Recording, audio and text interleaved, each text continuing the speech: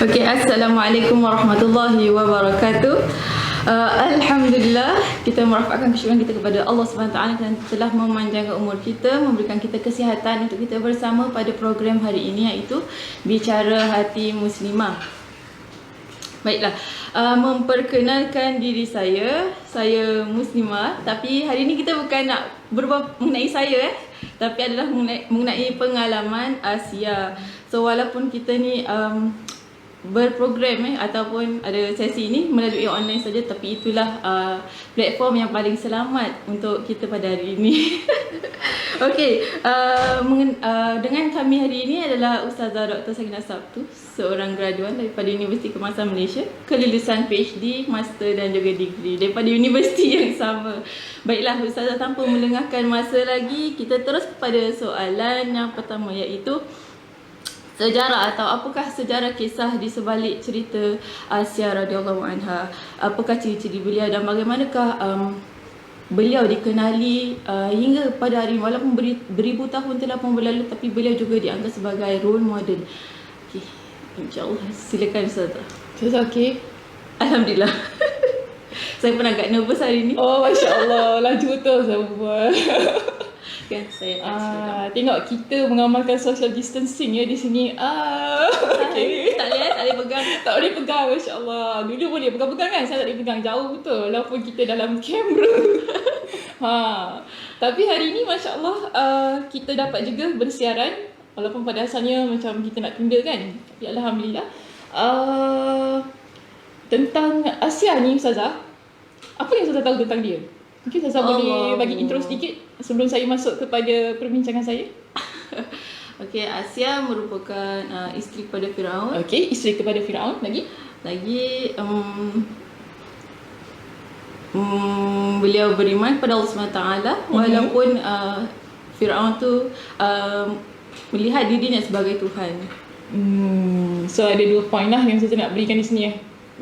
Apa kata Ustazah yang cakap? Aduh. Silakan Ustazah. Okey, begini ya. Bila kita ingin membincangkan tentang sejarah Asia, kita lihat beliau adalah ada dua karakter yang dimiliki oleh beliau. Pertama, dia memang dikenali sebagai isteri kepada Firaun. Kedua ialah, jangan lupa dia adalah ibu angkat kepada Nabi Musa alaihi salam. So kita ada dua dia punya karakter di sini. Namun kalau kita rujuk dalam Al-Quranul Karim, cerita tentang Asia ini hanya disebutkan pada dua tempat, iaitu surah Al-Qasas dan juga surah At-Tahrim. Okay, dua tempat ini diceritakan tentang bagaimana peranan beliau dan bagaimana pula pengakhiran kehidupan beliau. Jadi kalau kita lihat pada masa itu dalam surah Al-Qasas menjadi titik permulaan mengangkat karakter beliau sebagai seorang wanita yang menjadi penyelamat kepada Nabi Musa AS yang telah dihanyutkan oleh ibunya ke dalam sebuah sungai. Kerana pada masa itu kita dapati Firaun mengeluarkan perintah mana-mana bayi lelaki yang lahir di kalangan Bani Israel pada masa itu diperintahkan supaya dihukum bunuh. Jadi pada masa itu Nabi Musa pun dilahirkan oleh ibunya. Dan untuk menyelamatkan Nabi Musa tadi, ibunya hanyutkan beliau dalam sungai. Okay. Banyak riwayat mengatakan ia adalah sungai Nil yang terletak di Mesir. Dan pada masa itu ketika dihanyutkan, bayi yang bernama Musa itu, dia pun terus masuk ke dalam istana Firaun. Di sinilah Asia dan pembantu-pembantunya lah. Kalau dulu kita panggil dayang-dayang, sekarang nak panggil dayang tu pembantu. Bolehlah benar kan. Dayang-dayangnya jumpa bakul tadi kan, lalu mereka lihat dalamnya ada seorang bayi. Jadi bayi itu comel lah, biasa bayi. Saya rasa Ustazah Muslimah pun suka bayi kan. Kalau tengok Instagram dia, asyik lah dia menjaga anak orang kan. Tak tahu bila nak jaga anak sendiri.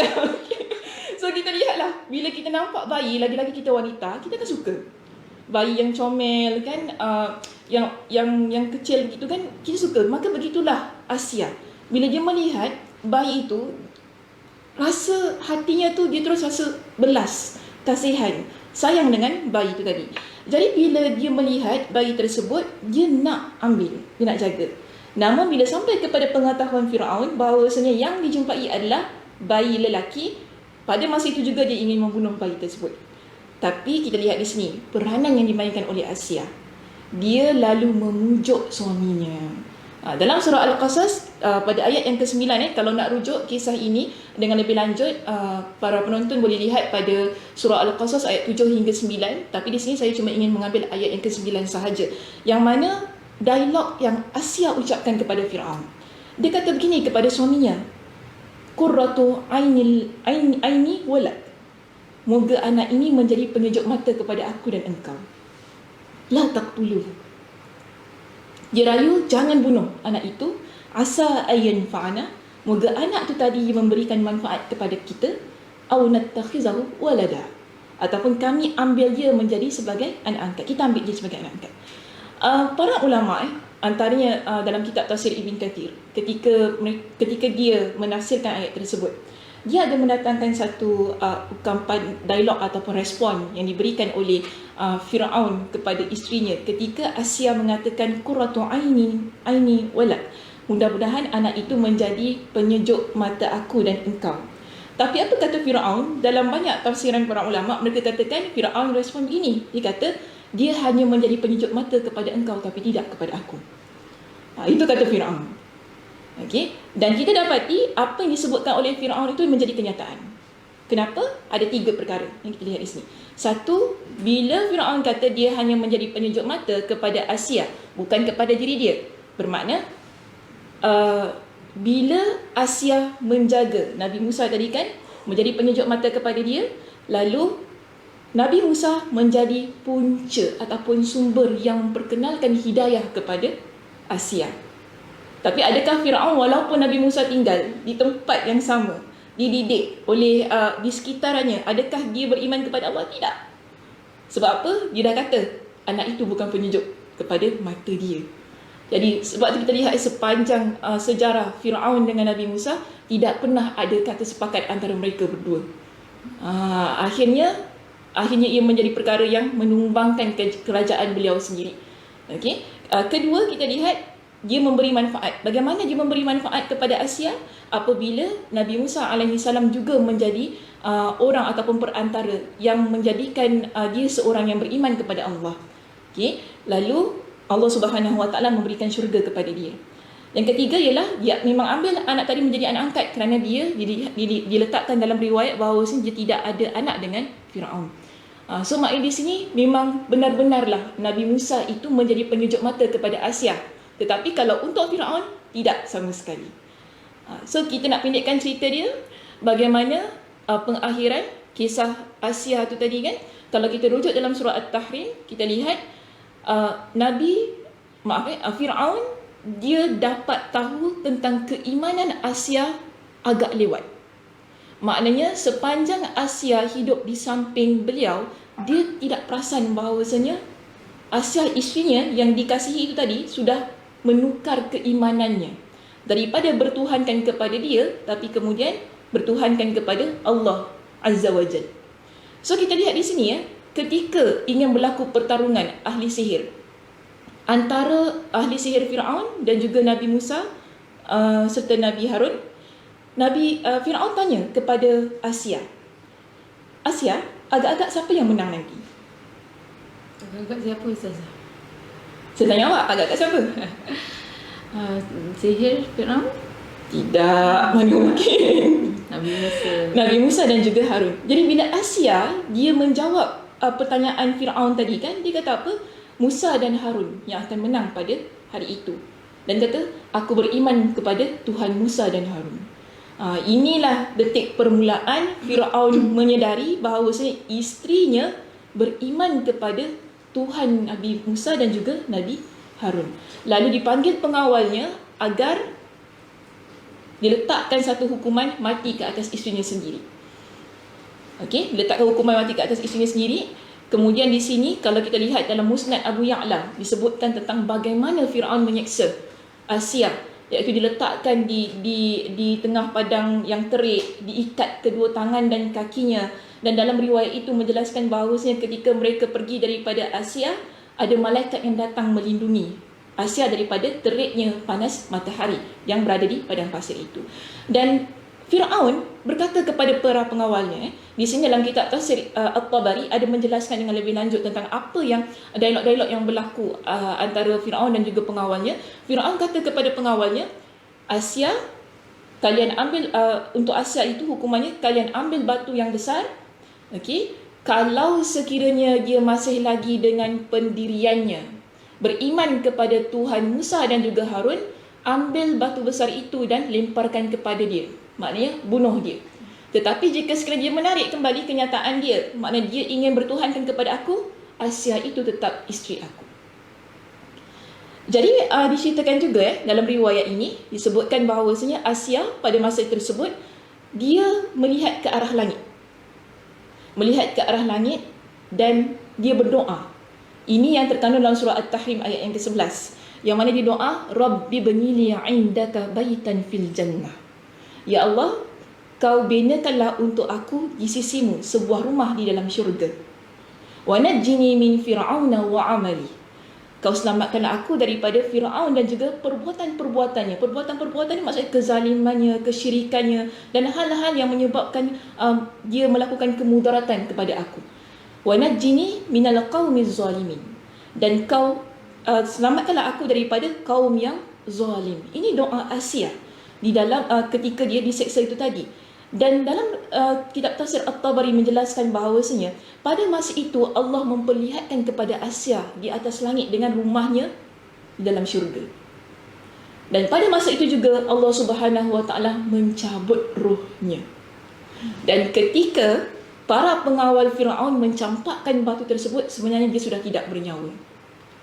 Untuk mengelakkan Asia terseksa dengan apa yang dilakukan oleh para pengawal itu tadi. Maka ini kita lihat keindahan yang ada dalam kisah Asia radhiyallahu anha. Sebab itu tidak hairan apabila Nabi SAW dalam hadis yang diriwayatkan oleh Imam Ahmad dengan sanad yang sahih, Nabi kata apa? Asia adalah antara wanita terbaik di dalam syurga.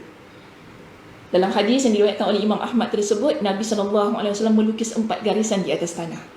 Nabi tanya kepada para sahabat, tahukah kalian apakah 4 garisan ini? 1, 2, 3, 4. Kemudian para sahabat kata, Allah dan Rasulnya lebih mengetahui. Nabi kata, ini adalah afdalun nisa min ahlil jannah.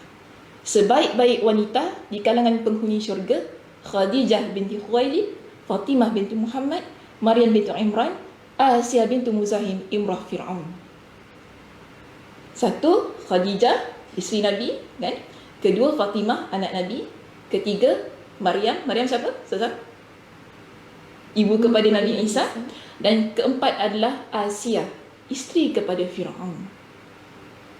Dan kita kena faham, bila Allah Subhanahu Wa Taala meletakkan seseorang di dalam syurganya, bermakna dia memiliki kepribadian yang begitu hebat, yang tidak dimiliki oleh wanita-wanita yang lain. Okay, sebab itu ada juga dalam riwayat mengatakan Asia memiliki kesempurnaan yang tidak dimiliki oleh yang lain. Sebab itu dia menjadi seorang wanita yang seharusnya kita jadikan dia sebagai role model. Kalau tujuan hidup kita adalah dunia, kita tidak akan melihat dia ataupun wanita-wanita yang telah Allah Subhanahu Wa Taala rekodkan kisahnya dalam Al-Quran.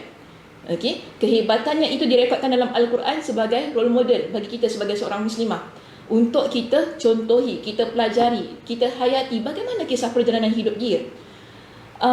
Dan sebab itu bila kita kata perjalanan hidup kita adalah akhirat untuk mengejar syurga Allah, maka seharusnya wanita-wanita yang kita letakkan di hadapan sebagai role model kita adalah wanita-wanita yang Allah letakkan dalam Al-Quran itu tadi. Wallahu a'lam bishawab. Wah, Masya Allah. Itulah dia ciri-ciri Asia. Bagaimana jalan ceritanya untuk menjadi dinamakan sebagai seorang wanita di syurga. Okey, kita akan break sebentar untuk memberi lawan kepada iklan. So jangan ke mana-mana dan kita akan sambung kepada sesi yang seterusnya, insya-Allah.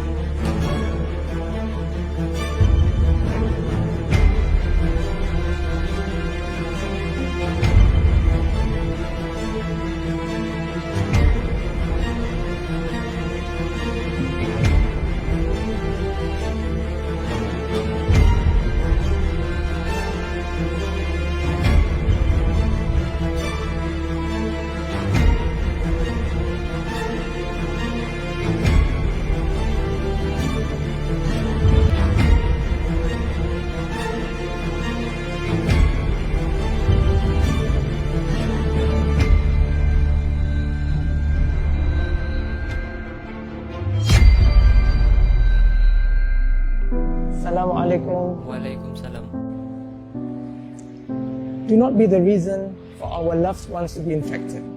Be patient, keep up the fighting spirit, and take all necessary precautions, because with every responsible step, we will keep our mosque safe and clean from this virus. This is your contribution, and this is our shared responsibility.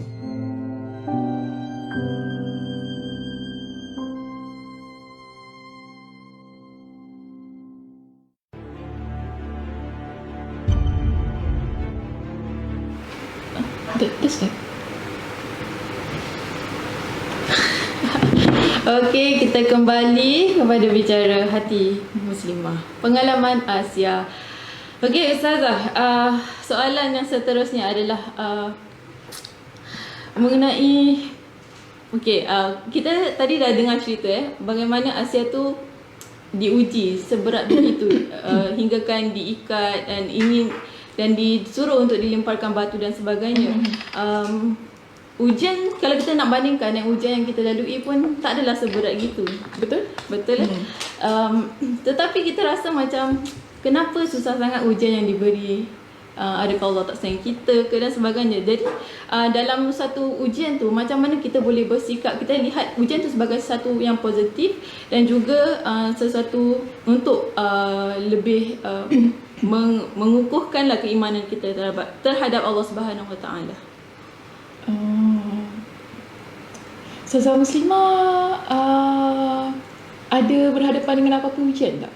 Saya ujian peperiksaan sajalah. Ujian peperiksaan? Itu sajalah yang dihadapi. Itu saja dihadapi. Oh, buat masa ni. Sekarang ni yang masa COVID ni tak ada ujian? COVID ujiannya duduk di rumah. Ujian duduk di rumah. Oh, masya-Allah. Jadi macam mana Ustazah lihat? Itu ada positif ataupun negatif? Positifnya kepada orang sekeliling kita, kalau kita duduk di rumah kita dapat jagalah jarak dan sebagainya, jadi orang sekeliling dan diri kita pun juga terjaga. So itu antara positifnya lah ujian tu. Saya macam menderita pula ni. Ustaz, kenapa pula? Saya tak jawab. Okey, macam mana kita nak mengubah satu ujian menjadi satu perkara yang positif? Sebab saya kira semua kita sebagai manusia biasa memang tak suka dengan ujian. Sebab dia menyukarkan, dia menyesatkan, dia jadikan kita orang yang rasa tidak selesa, kan? Menjadikan kita orang yang kadang-kadang nak give up dalam kehidupan. So ada banyak benda yang berlaku ketika kita berhadapan dengan ujian. Tetapi dalam agama kita sentiasa mengajarkan kepada kita bagaimana kita sebagai seorang beriman untuk melihat ujian itu daripada sudut yang positif. Namun sebelum itu, pertama sekali apa yang perlu kita lakukan ialah memahami bahawasanya mengapa Allah Subhanahu Wa Taala menguji kita. Atau dalam kata yang lain, kita perlu memahami bahawasanya dalam hidup kita ini tidak terlepas daripada ujian demi ujian. Sebab itu dah memang sunnatullah, sesuatu yang telah Allah letakkan kepada yang namanya manusia. Kalau kita rujuk dalam surah Al-Baqarah ayat 155. Ustazah Muslimah ingat surahnya? Surah Al-Baqarah tahu ayatnya. Saya buka. Ayatnya famous, okey. Allah kata kepada kita umat manusia, iaitu Allah pesan kita sebagai hamba Allah. Allah kata walanabluwannakum bi syai'in minal khawfi wal ju'i wa naqsin minal amwali wal anfusi wat thamarat wa basyyiris sabirin.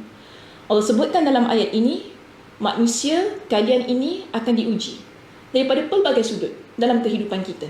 Tak kira Allah sebutkan minal khawfi, kita akan diuji daripada perkara-perkara hal-hal yang menakutkan kita.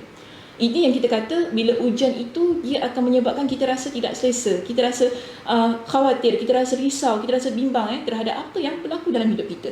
Kemudian kita dapati bahawasanya Allah Subhanahu Wa Taala akan uji kita dari sudut kelaparan, kekurangan dari sudut harta, nyawa ni maksudnya kematian, kan, dan juga buah-buahan. Buah-buahan kita boleh panggil sebagai makanan lah.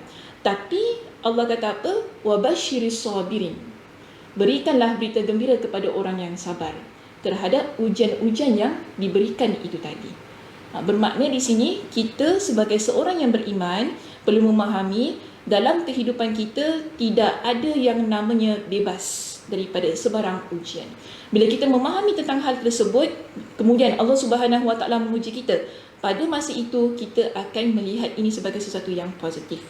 Okey, itu yang pertama. Yang kedua, kita dapati bahawasanya kalau kita nak sentiasa positif dalam hidup, kita hendaklah menjadi orang yang sentiasa juga menguatkan hubungan kita dengan Allah Subhanahu Wa Taala.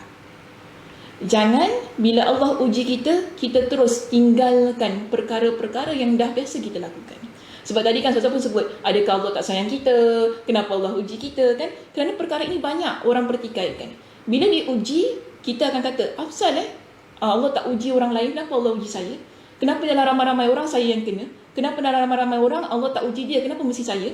Kenapa mesti saya? Kenapa mesti saya? Kita akan mempersoalkan hal-hal yang sedemikian.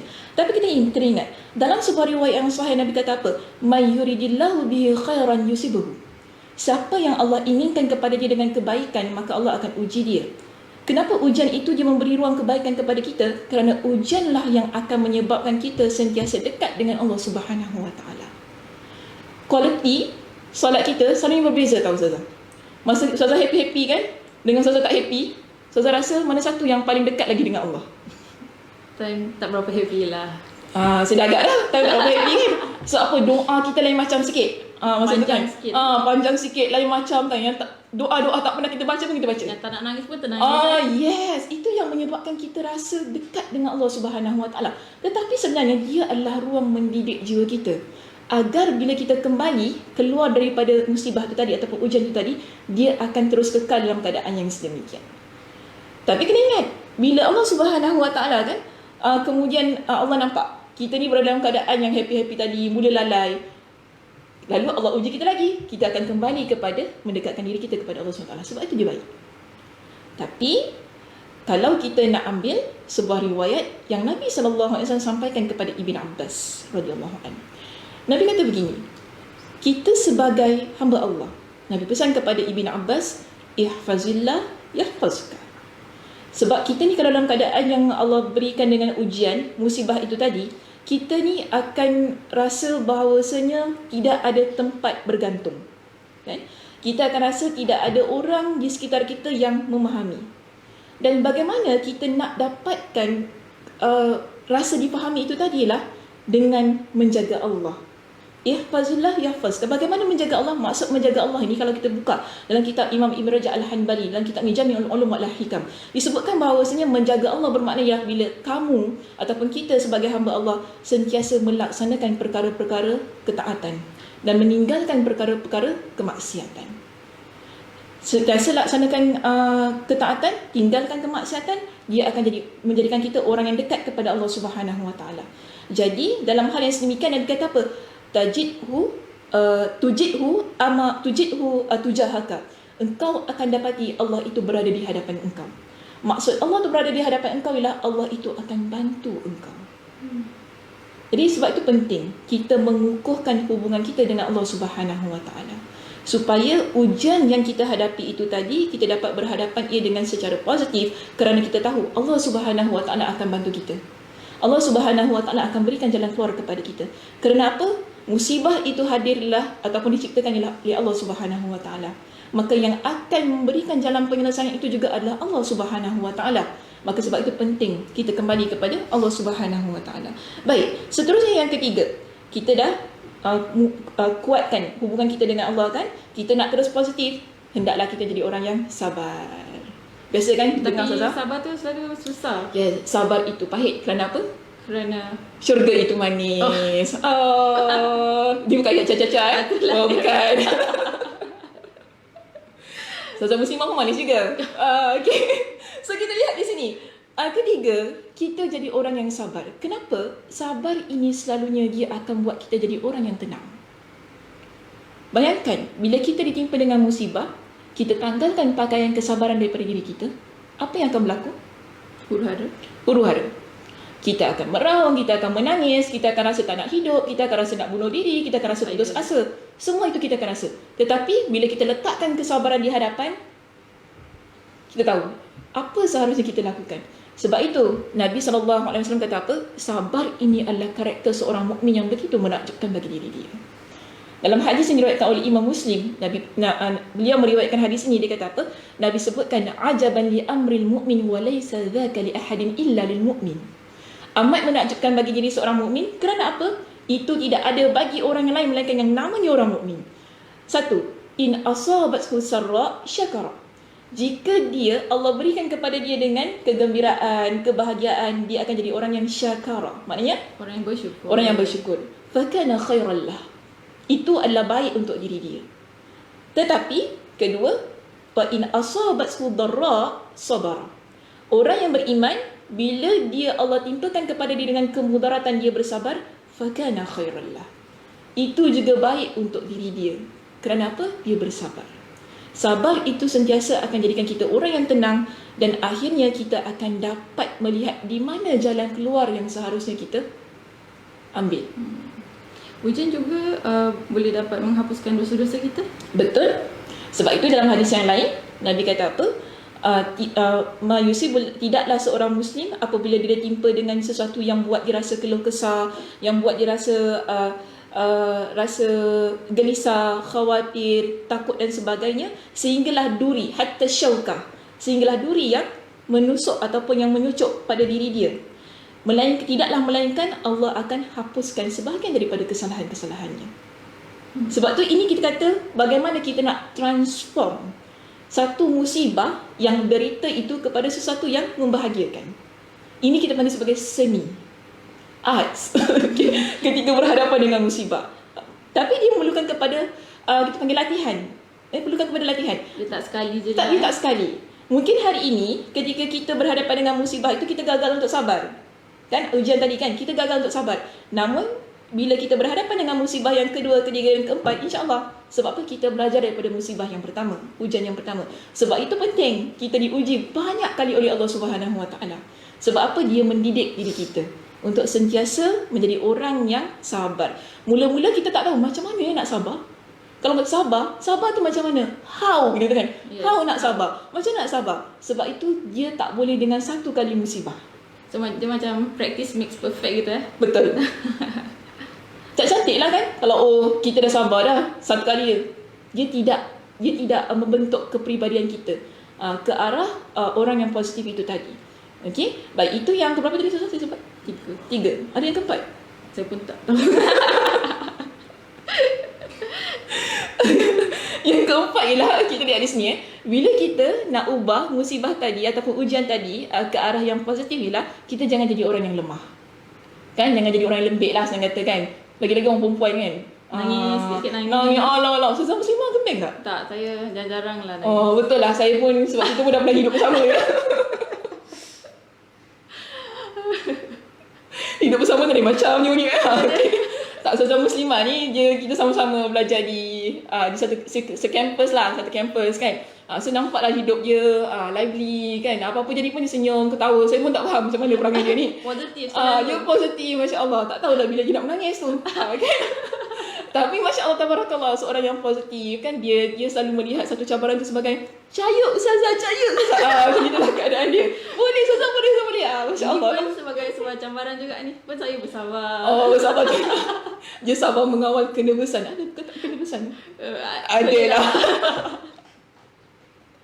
Okey. Nanti ni hilang pun saya tahu awak ni pun. Astagfirullahaladzim. Okay. Jangan lemah, maknanya jangan berputus asa. Sebab ini larangan daripada Nabi SAW. Kita ni bila kita berhadapan dengan satu musibah kan, kita nak sabar tadi kan. Kemudian kita nak fikirkan jalan keluar. Tapi kalau kita lemah, kita tak akan jumpa. Walaupun kita kata kita sabar.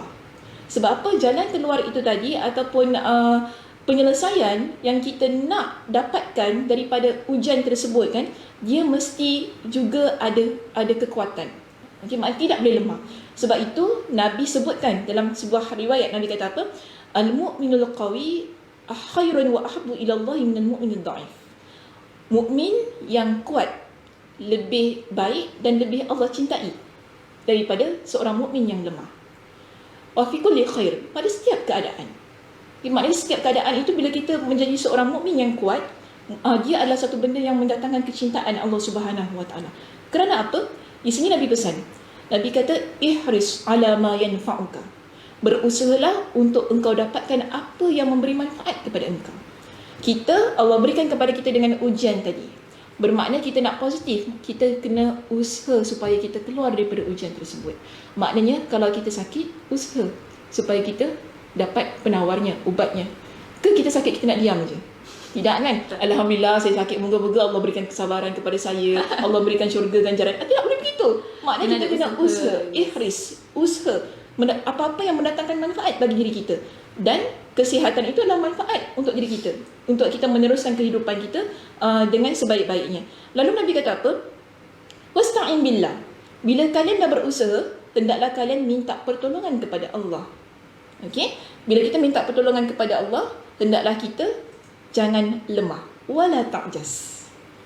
Jadi ada 3 nasihat Nabi di sini kepada kita. 1 ialah kita usaha. Ada musibah, ada ujian dalam hidup, kita kena usaha keluarkan diri kita daripada ujian itu tadi. Tapi mesti usaha-usaha yang baiklah kan. Jangan pergi jumpa bomoh. Itu tak bagus. Ustazah ni usaha juga. Tak. Usaha yang syirik tidak dibenarkan dalam agama kita.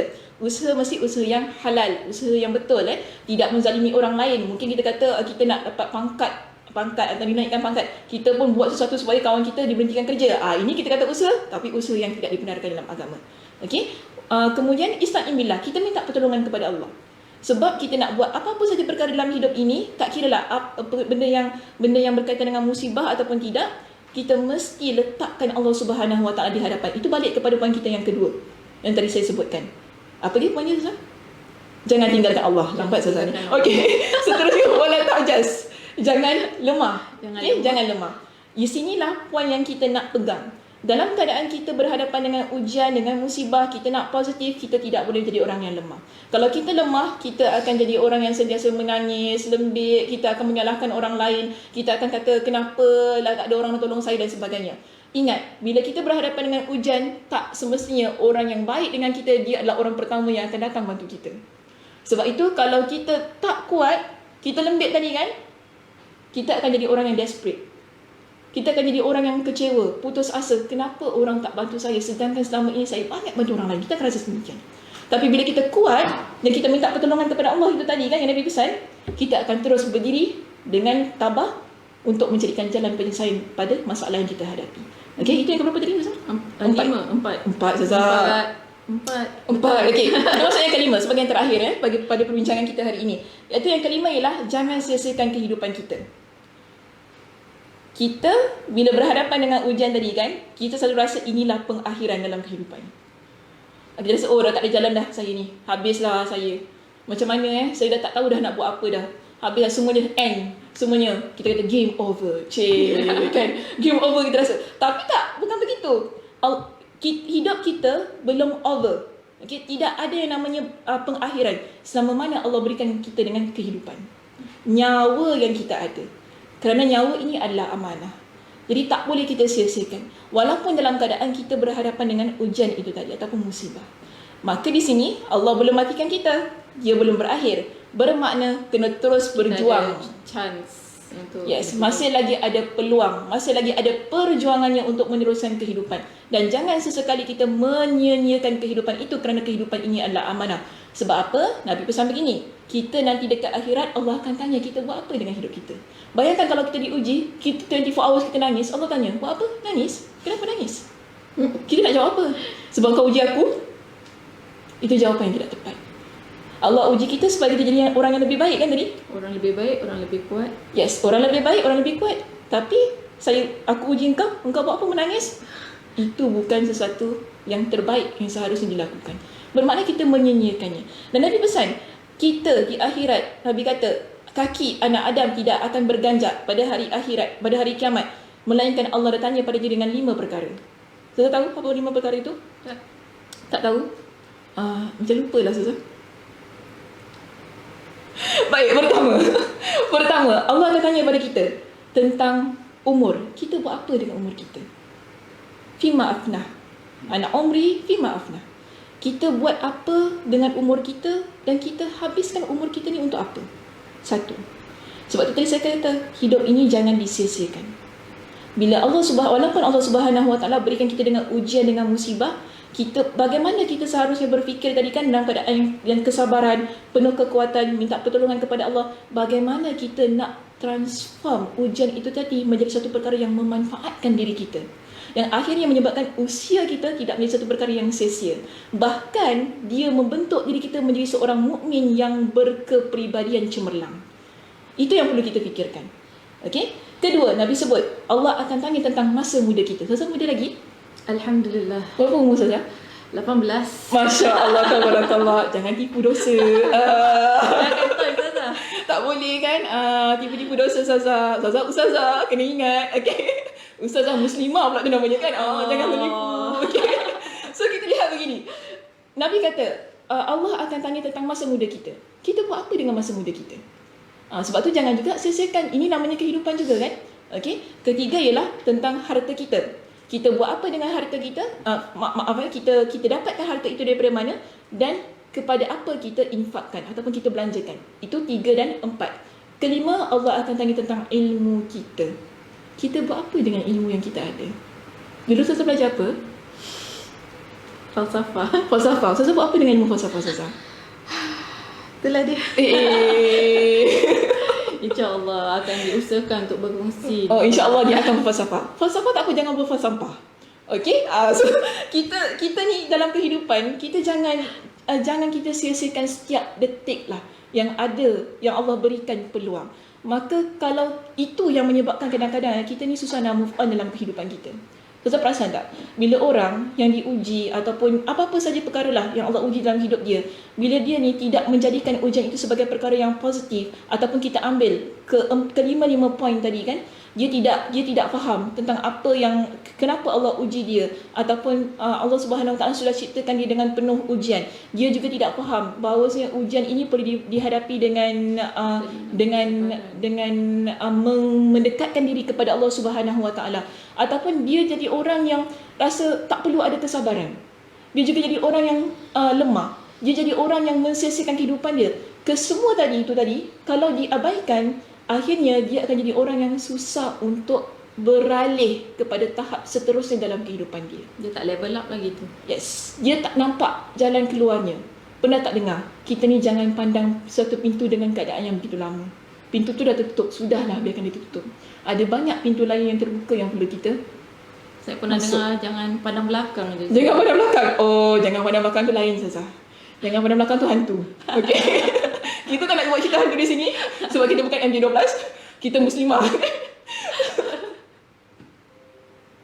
So kita lihat di sini, bila kita lihat satu pintu yang dah tertutup begitu lama, kita tak nampak sebenarnya sekitar kita ni ada pintu-pintu lain yang sebenarnya memberikan manfaat bagi diri kita. Lihat pintu tersebut, masuk kepada pintu itu kerana ada banyak perkara yang sedang Allah sediakan untuk diri kita. Tapi yang menyebabkan kita menjadi orang yang rugi bila kita sentiasa melihat pintu tadi yang dah tertutup ataupun ujian yang sedang kita hadapi kan, pada satu keadaan yang begitu lama yang menyebabkan kita tidak nampak bagaimana seharusnya kita bangkit dan mengangkat diri kita pada level up tadi saya kata, pada level yang lebih baik seterusnya. Maka sebab itu kita ni kena banyak-banyak bersyukur dengan ujian yang Allah berikan dalam hidup kita. Dalam sebuah riwayat Nabi kata apa? Allah Subhanahu Wa Taala akan uji setiap manusia ini. Dia akan terus diuji. Ni mafhum dia, saya tak berapa ingat. Tapi yang penting dalam hadis itu Nabi kata manusia akan Allah uji, terus uji sampailah dia berjalan di atas muka bumi ini dalam keadaan yang suci, bersih daripada dosa-dosanya. Akhirnya kita mati bertemu dengan Allah Subhanahu Wa Taala dalam keadaan yang penuh bersih daripada sebarang dosa kita. Itu sebenarnya yang kita inginkan dalam hidup ini. Sebab apa? Hidup kita tujuan akhirnya, pengakhirannya adalah akhirat. Dunia ini adalah sebagai tempat sementara dan Allah jadikan ujian di atas muka bumi ini supaya kita ingat tentang akhirat yang akan kita tempuhi itu kelak. Allah nak ingatkan kita bahawa ujian yang sedang kita hadapi adalah satu ruang untuk kita melihat di mana kita di akhirat itu nanti. Sebab itu, bila kita lihat ia sebagai sebuah perkara yang positif, insya-Allah akhirat kita juga akan jadi positif. Tapi kalau kita lihat ia dari sudut yang negatif, akhirat kita juga akan jadi negatif. Wallahu a'lam bishawab. Masya-Allah. Itulah perkongsian Ustazah Sakinah. Antaranya adalah first kena apabila kita diuji dan kita ingin melihat sesuatu ujian sebagai positif adalah dengan banyak bersabar. Seterusnya adalah dengan mengingat kepada Allah Subhanahu wa taala. So dua antara ni adalah dua antara perkara yang mungkin penting untuk kita seringkali remind diri kita dan juga lihat ujian tu sebagai satu yang positif untuk kita terus menjadi Muslim yang lebih baik. Baiklah, kita akan sekali lagi go for a short break. We'll be right back. Thank you.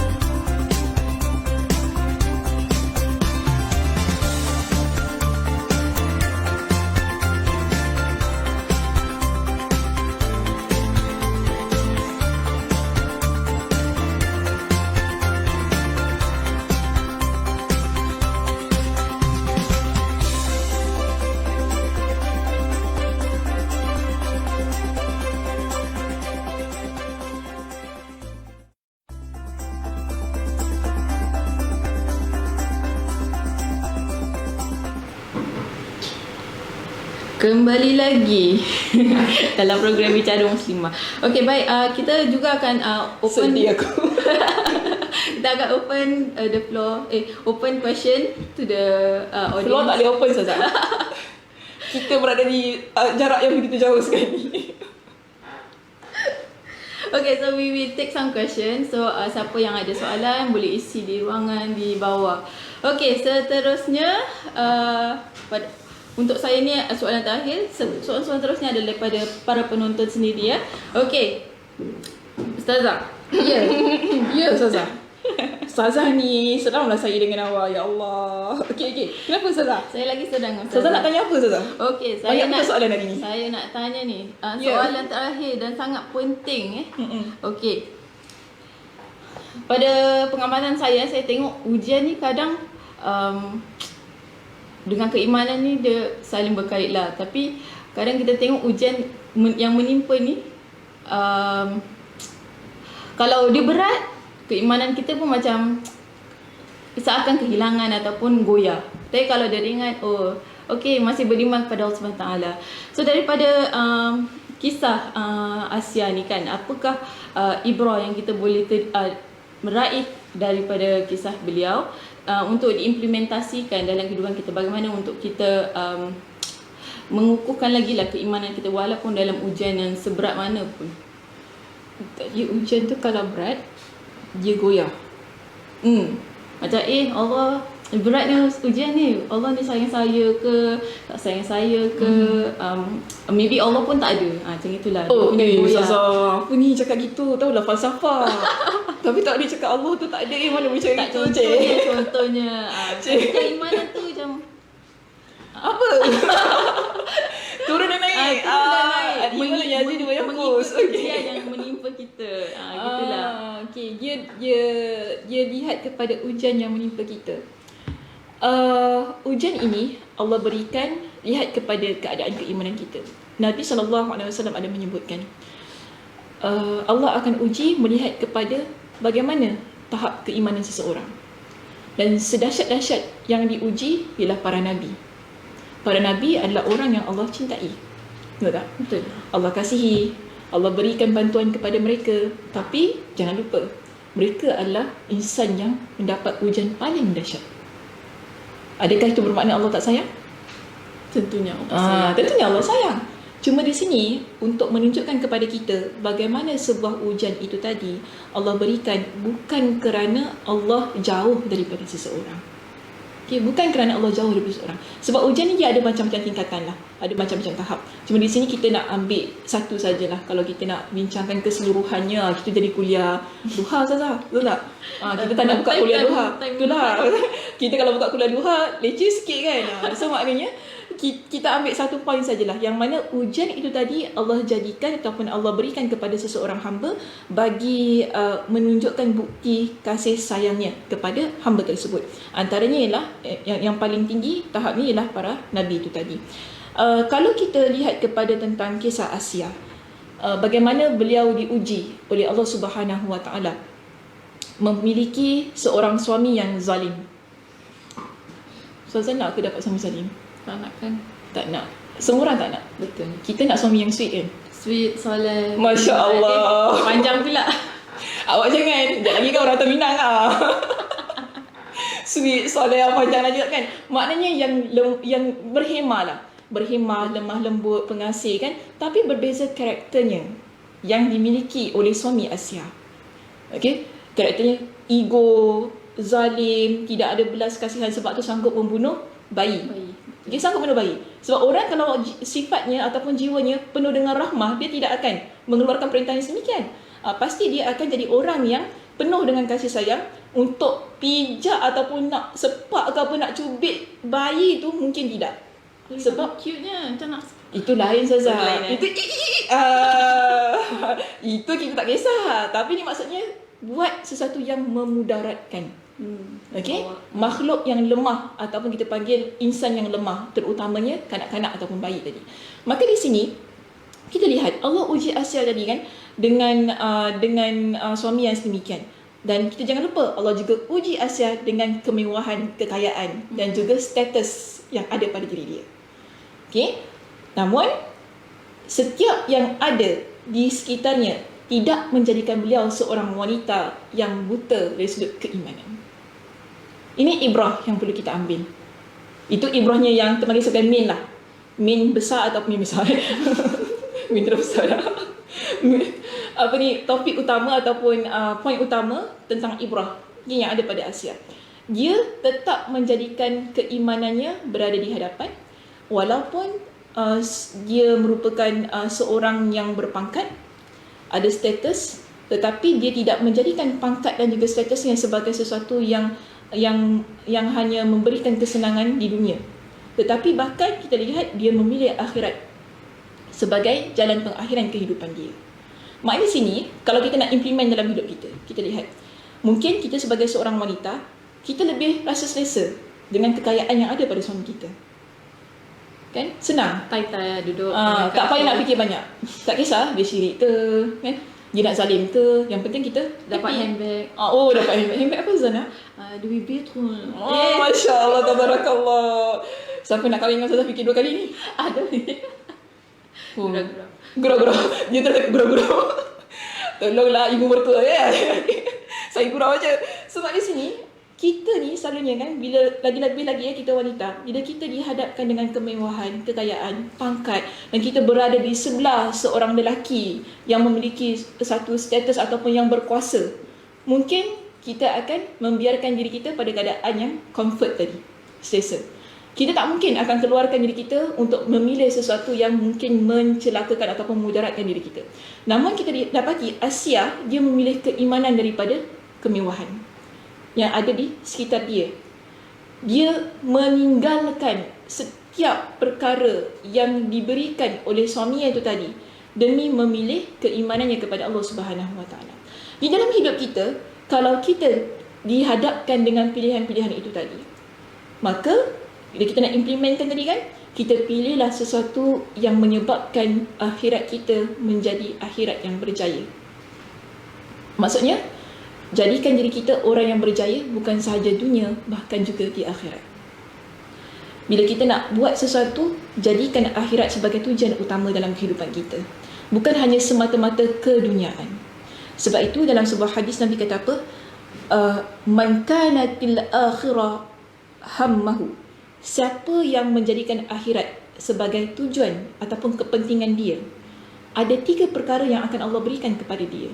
Satu, Nabi sebutkan, ja'alallahu ghinahu fi qalbi. Allah akan jadikan hatinya itu atau kekayaannya dalam hati. Kekayaan dalam hati maksudnya apa? Hatinya lapang, rasa senang. Dia rasa walaupun benda itu susah tadi kan, dia dapat hadapi dengan penuh ketenangan. Sebab kita ada hati yang kaya. Pernah dengar hati emas? Itu lagu M. Nasir. Tak. Tak pernah dengar. Oh memang. Nak nyanyi sikit ke? Oh tak ada. Saya kalau nyanyi kena bayar lebih Ustazah. Alamak.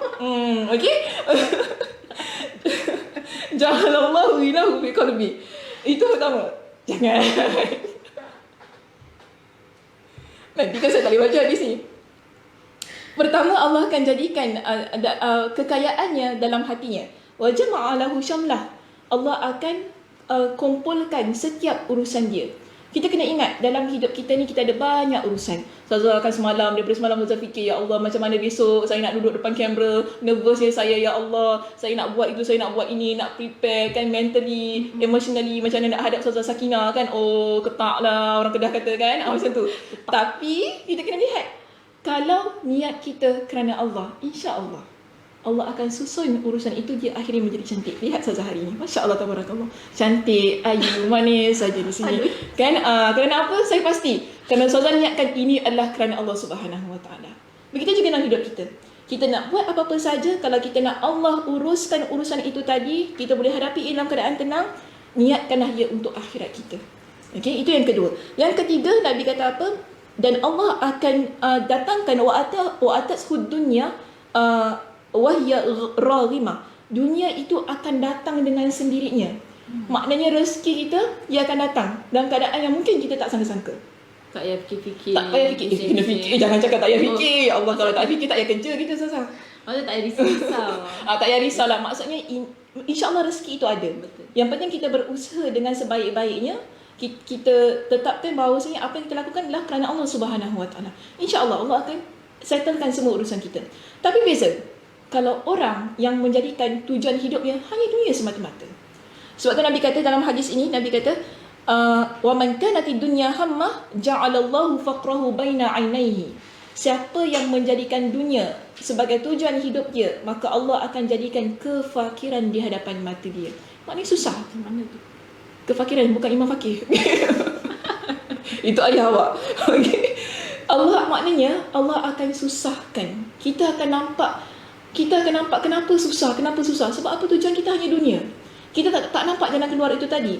Dan itu pertama ya. Dan Allah Subhanahu Wa Taala akan wa farraqa alaihi syamlah. Kenapa susah? Sebab Allah cerai beraikan urusan dia.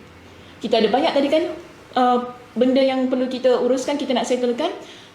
Satu dekat rumah, kat tempat kerja, dengan kawan, mungkin ada orang dengan suami, dengan anak-anak. Dia banyak sangat urusan. Kalau orang tadi tujuannya akhirat, Allah akan cantumkan jadi satu. Kita nampak mudah. Tapi kalau orang yang tujuannya adalah dunia semata-mata, dia akan nampak Allah satu kat sana, satu kat sini. Mana satu saya nak pick up. serabutnya macam gitu. Ya, serabutnya Allah. Macam kita orang perempuan lagi kan. Oh, dengan anak, dengan tu, tak tercapai kita. Sebab apa? Kita jadikan tujuannya adalah dunia semata-mata. Dan ketiga, Nabi sebutkan untuk orang tadi kan, walam ya'tihi minad dunya illa ma qaddara lahu. Dan Allah tidak berikan tentang dunia ini melainkan apa yang telah Allah berikan, takdirkan untuk dia. Itu je lah. Awak usaha ini, awak akan dapat ini. Itu takdirnya. Beza dengan orang yang jadikan akhirat sebagai tujuan hidup dia. Kan? Bila dia usahakan sesuatu, Allah datangkan dunia dengan sesuatu dengan keadaan yang tidak disangka-sangka. Masya Allah, tabarakallah. Saya tak pernah sangka begini akhirnya yang akan Allah berikan kepada saya. Tapi rasanya ialah kita tetapkan tujuan hidup kita yang akhir itu tadi kerana Allah, kerana akhirat. Itulah juga yang dilakukan oleh Asia. Itu yang dilakukan oleh Asia. Dan yang kedua, itu pertama. Panjang ke yang pertama tadi Ustazah? Ustazah tengah nak digest kan? Betul. Okay, tak apa, saya faham. Macam Ustazah kebir-kebir tengok saya. Yang kedua, kita lihat ibrah, pengajaran yang kita nak ambil daripada kisah Asia itu tadi ialah bagaimana dia adalah seorang wanita yang penuh berhemah dalam kehidupan dia. Pernah tak dengar cerita Asia tu pekik-pekik depan Firaun? Tak.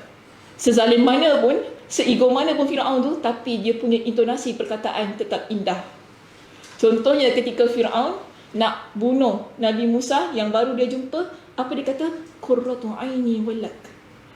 Kata-kata yang cukup berhemah. Moga-moga anak itu menjadi penyejuk mata bagi aku dan juga engkau. Dia menyertakan suaminya bersama ketika dia, kalau kita, lantak lah kalau kita kan, awak tak nak sudah, saya nak, mungkin ayat kita begitu. Tapi Asia tidak. Dia menyertakan suaminya dalam ungkapan kata dia, kita bersama. Okey, maknanya bagi dia, kehidupan dia bukan hanya semata-mata tentang dia, tapi tentang dia dan suami dia. Bagaimana suatu keadaan itu boleh memberikan manfaat untuk kita. Kita boleh buat apa yang boleh kita lakukan untuk bayi itu tadi. Kita sekali lagi.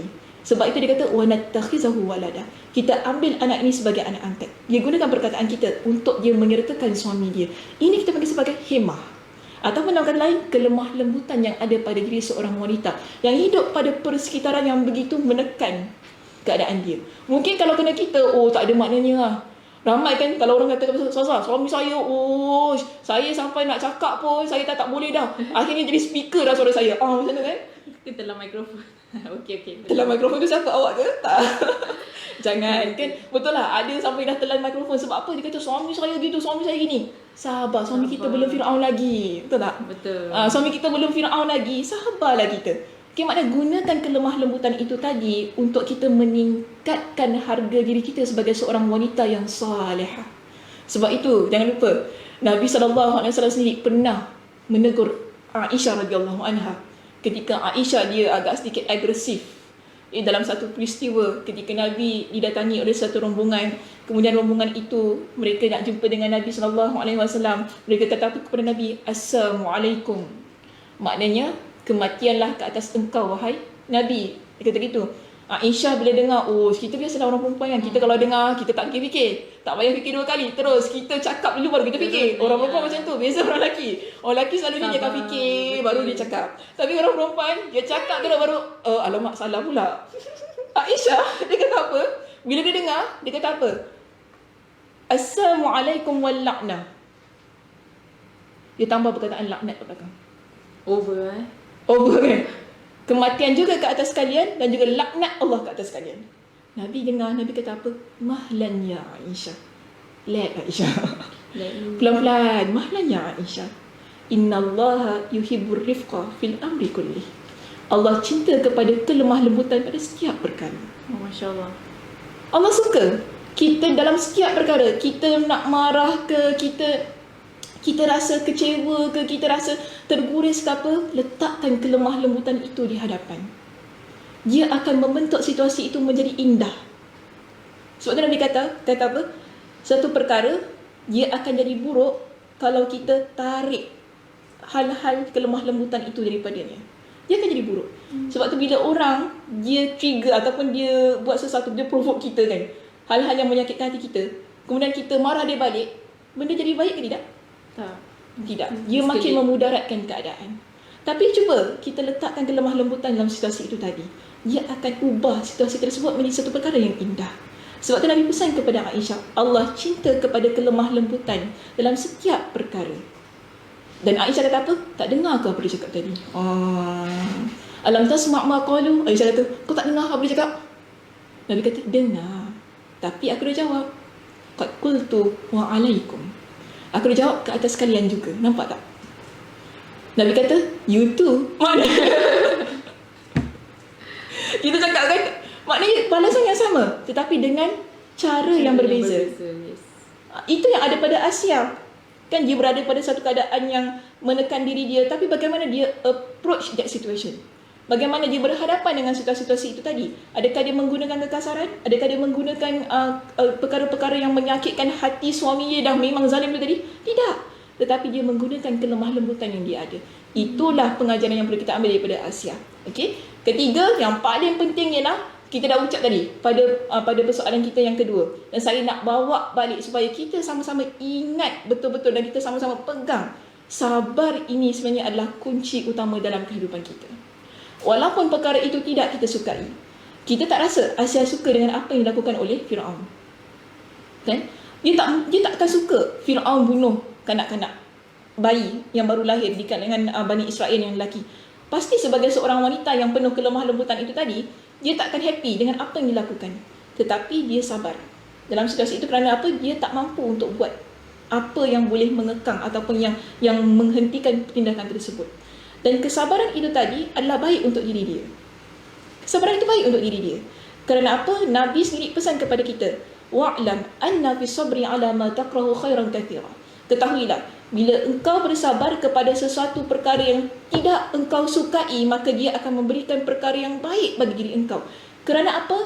Wa anna nasra ma'as sabri. Kena ingat, kita nak keluar daripada musibah ujian tadi, bila kita nak dapatkan kejayaan, pertolongan, dia mesti datang dengan kesabaran. Itu yang Nabi kata. Sabar, kejayaan, kemenangan, dia datang bersama dengan kesabaran. Tapi kalau kita buang kesabaran tadi, kita takkan nampak di mana letaknya kejayaan kita. Sebab itu, kehebatan seseorang selalu dilihat pada bagaimana kesabaran dia berhadapan dengan ujian-ujian dalam kehidupan dia. Okay? Sama juga dengan Asia. Dia sabar, akhirnya Allah Subhanahu Wa Taala berikan ganjaran kepada dia dengan syurga Allah. Allah berikan ganjaran dengan sebuah rumah yang dia minta kepada Allah dalam syurga. Kerana apa, kita kena ingat, orang yang dizalimi doanya makbul. Dan dia adalah antara orang yang dizalimi dalam kisah kita ini, iaitu Fir'aun menzalimi dia. Di situ dia berdoa kepada Allah, Allah angkat doanya tadi. Maka kita sebagai seorang muslimah, pada hari ini kita nak implementkan kesabaran itu tadi. Mungkin ada orang yang menzalimi diri kita, sabarlah. Sabar, doa perkara-perkara yang baik, insya-Allah Allah akan angkat doa itu tadi. Okey, wallahu a'lam bishawab. Wah. Okey. Apa wah-wah ni? Saya pun tengah digest tu macam Masya Allah, terkesan jugalah dengan perkongsian Ustazah. Insya-Allah. So antaranya adalah sekali lagi sabar. Yang kedua adalah reaction kita, bagaimana kita react terhadap suatu perkara. Sama seperti Asia, dia masih berlemah lembut, berhemah dan sebagainya. Dan yang pertama tadi adalah memilih akhirat. Memilih akhirat. Kita lihat ke hadapan. Kita tengok kita punya goal yang main goal and the biggest goal adalah untuk akhirat. Okay, so kita sekali lagi akan take a short break, then we will come back and kita akan insya-Allah menjawab soalan-soalan para penonton. Okay, terima kasih.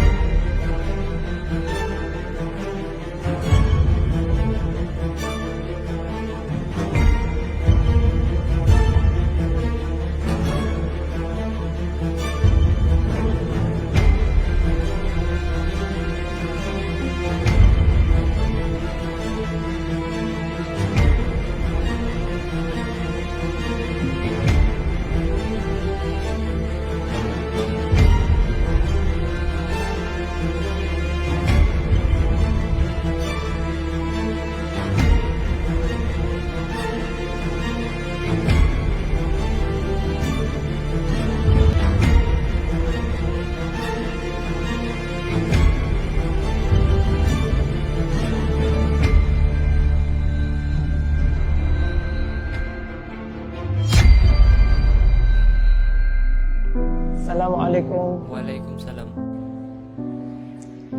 Do not be the reason for our loved ones to be infected. Be patient, keep up the fighting spirit, and take all necessary precautions, because with every responsible step, we will keep our mosque safe and clean from this virus. This is your contribution, and this is our shared responsibility.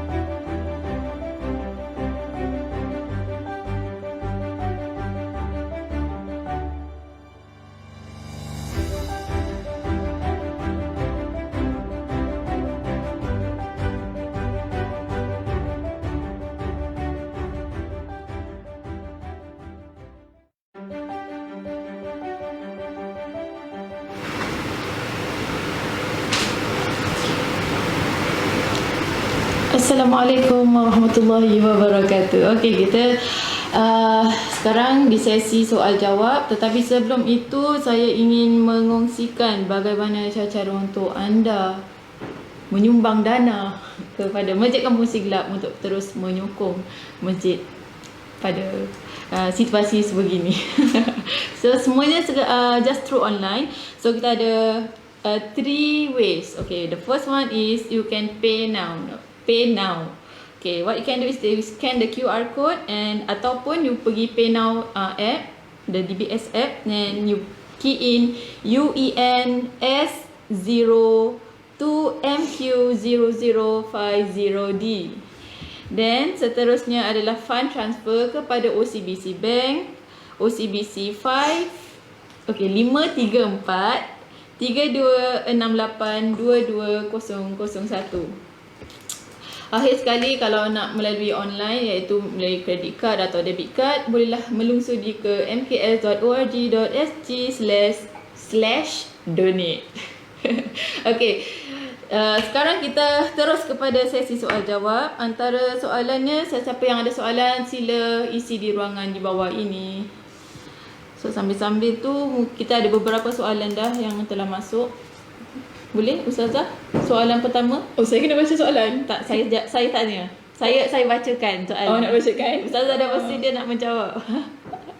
Kalau tak jawab boleh? Alamak, tak boleh. Kena jawab, insya-Allah. Insya-Allah boleh. Okey, soalan pertama. Bila kita menangis ni adakah ia menunjukkan kita lemah? Okey, contoh bila ketika kita sujud kita asyik menangis manjang. Adakah itu kita menandakan kelemahan diri kita? Atau lemah daripada segi emosi dan sebagainya? Saya rasa? Saya rasa bila kita menangis tu, yes, kita first menunjukkan kelemahan diri kita terhadap atau kekerdilan kita terhadap Allah SWT, dan itu menunjukkan kebesaran Allah SWT dalam menolong hidup kita. Oh, Ustazah Muslimah dah jawab dah, Masya-Allah, tabarakallah. Saya tak boleh jawab lah. Kan? Dia dah jawab soalan tu. Okey, betul lah. Betul. Okey, Zah nak tambah apa lagi? Mesti saya nak tambah. Kalau tak apa saya kat sini kan. Begini ya, kita lihat air mata ni adalah nikmat yang Allah berikan kepada umat manusia. Kita sebagai hamba Allah, Allah berikan kepada kita, antaranya adalah nikmat, antara nikmatnya adalah air mata. Jadi kenapa ada air mata? Ialah supaya kita dapat mengekspresikan ataupun meluahkan rasa-rasa kesedihan, ataupun kadang-kadang kita gembira pun kita menangis juga kan, mengalirkan air mata, ataupun setiap rasa yang terbungkam dalam hati kita. Dan tak semestinya bila kita mengalirkan air mata tu dia menunjukkan kita jadi orang yang lemah. Okey, kena ingat tu. Sebab dalam hidup kita air mata ni penting. Nabi SAW sendiri pernah menangis, mengalirkan air mata. Tapi itu tidak membuktikan bahawa Nabi adalah lemah. Tetapi saya ambil balik point yang telah diberikan oleh Ustazah Muslimah tadi. Dia adalah bukti kekerdilan kita sebagai hamba Allah. Kita lemah, kita tak mampu, dan Allah itu maha berkuasa. Bermakna kita serahkan semuanya kepada Allah Subhanahu Wa Taala. Dan seharusnya bila kita merasa kerdil itu tadi di hadapan Allah, contoh tadi kan dia kata dalam sujud nangis, ketika kita berdoa kita menangis, ketika kita Allah uji sesuatu dalam hidup kita, kita menangis. Itu adalah perkara yang normal dalam kehidupan. Dia tidak menjadi satu perkara yang salah dan tidak menunjukkan kepada kelemahan.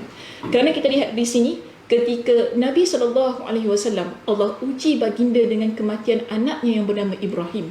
Nabi SAW menyebutkan, ketika Nabi melihat jenazah anaknya, Nabi kata apa? Innal aina tadma. Nabi nangis. Nabi nangis dan Nabi rasa sedih. Nabi kata apa? Sesungguhnya air mata ini mengalir. Maknanya mata kita mengalirkan air mata. Okey. Wal qalba yahzan. Hati kita memang seharusnya rasa sedih. Tapi ada satu perkara yang tak boleh kita lupa ataupun yang tak boleh kita lakukan ialah jangan sebut perkara-perkara yang Allah tidak redha. Dalam keadaan kita menangis itu tadi. Maknanya jangan meratap, jangan sampai kita menyalahkan takdir, jangan kita ucapkan perkataan-perkataan yang boleh menyebabkan keimanan kita berada pada tahap yang mensyirikkan Allah Subhanahu Wa Taala.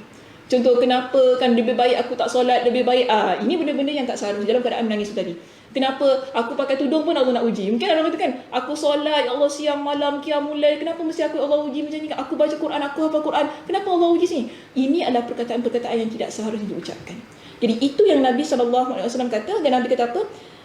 Wa inna bi firaqika ya Ibrahim la mahzunun. Dan sesungguhnya kami, bila kami berpisah dengan engkau wahai Ibrahim, kami tetap rasa sedih. Dalam keadaan yang mengalirkan air mata itu tadi, Nabi ucapkan sedemikian. Sama juga Nabi pernah mengalirkan air mata baginda ketika Nabi berada di ketika Nabi melihat jenazah cucunya, iaitu anak kepada Zainab pada masa itu. Dan pada masa itu ditanya oleh para sahabat, wahai Rasulullah, kenapa dengan kamu? Kenapa kamu? Dan apa kata Nabi? Ini air mata adalah sesuatu rahmat yang Allah berikan kepada kita. Bentuk kita ni, jiwa kita lembut. Jiwa kita ni tak keras. Jiwa kita tak mati. Sebab tu kita ada air mata. Kan? Bukan mata air tu. So tengok saya lain macam. Bukan mata air, air mata. So dia menunjukkan jiwa kita ni adalah jiwa yang lembut, lemah lembut, jiwa kita yang tidak keras dengan apa-apa yang berlaku. Dan ini satu yang penting ada dalam hidup kita. Tapi kalau kita nak nangis tadi, mesti ada bukan maknanya kita menangis dalam keadaan yang menolak takdir dan sebagainya. Nangis adalah sebagai sesuatu untuk menguatkan diri kita, tak ada masalah, dipersilakan. Tetapi kalau menangis sebagai tanda kita mengingkari takdir yang telah Allah Subhanahu Wa Taala tetapkan, itulah yang tidak dibolehkan dalam agama kita. Wallahu a'lam bishawab. Baiklah, terima kasih Ustazah. Okey, bagi soalan yang kedua, bagaimanakah kita nak sabar? Apakah langkah-langkah untuk sabar? Mohon pencerahannya Ustazah. Ini soalan ni susah ke senang Ustazah? Agak susah sebab saya rasa dia kena melalui, kena experience baru kita macam dapat merasai dan fahamlah macam mana tu kita nak sabar. Betul. Dia kena lalui, kena berhadapan dengan situasi itu, barulah kita tahu bagaimana kita ni seharusnya jadi orang yang sabar. Tetapi sebenarnya ada beberapa perkara yang Nabi SAW sudah sebutkan dalam hadis-hadis baginda.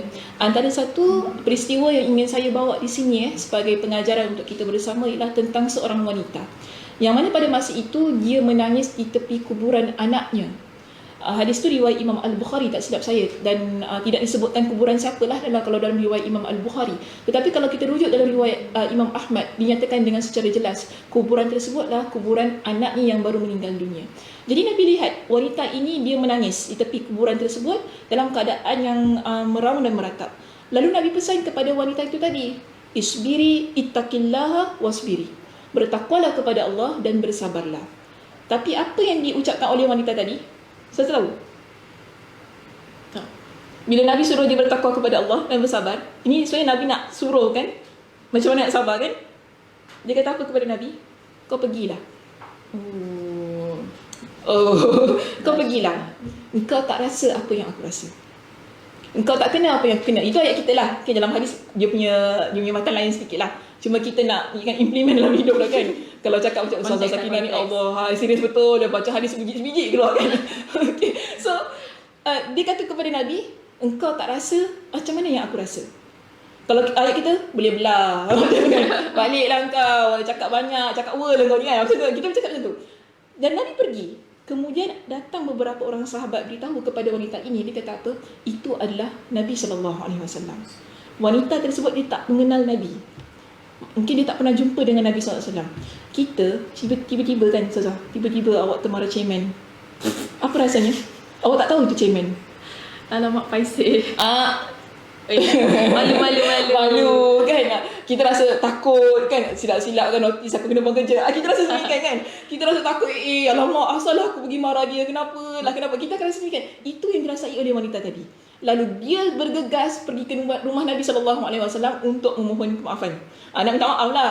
Okay, bila dia jumpa dengan Nabi kan, dia kata kepada Nabi, saya tidak tahu bahawa anda adalah Rasulullah.